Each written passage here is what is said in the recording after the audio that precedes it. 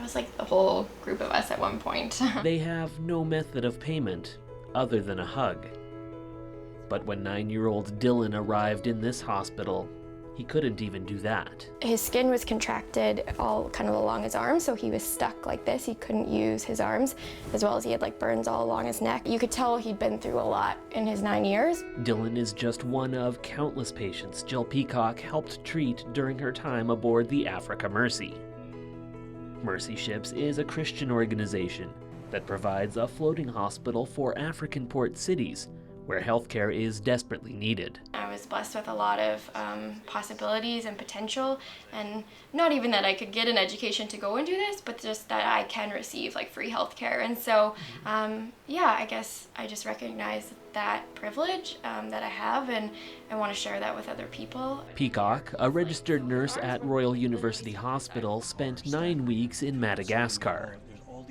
Patients often traveled for days, seeking treatment for a variety of maladies, many of which cause emotional as well as physical distress. There was a lot of maxillofacial surgeries, so for like cleft lip and palate repairs or facial tumors. They do women's surgeries for trauma after childbirth. Those surgeons are very brilliant because they really have to like adapt to what's seen there, because it's so different than back home. And thanks to that medical staff, Dylan recovered.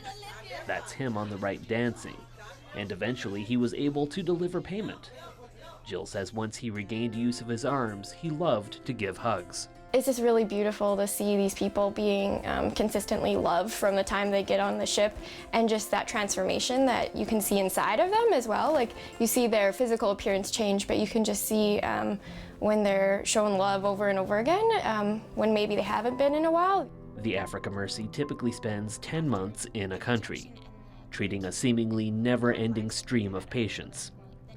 And while that can lead to crowded conditions in the 5 wards on board, no one seems to mind. Like 20 beds all in one room, whereas, you know, here it's like 1 to 4 patient bedrooms, so everyone's in one big room together, and yeah, it's kind of a nice family environment in that sense, and their caregivers stay there with them too. Peacock says the experience changed her life in multiple ways.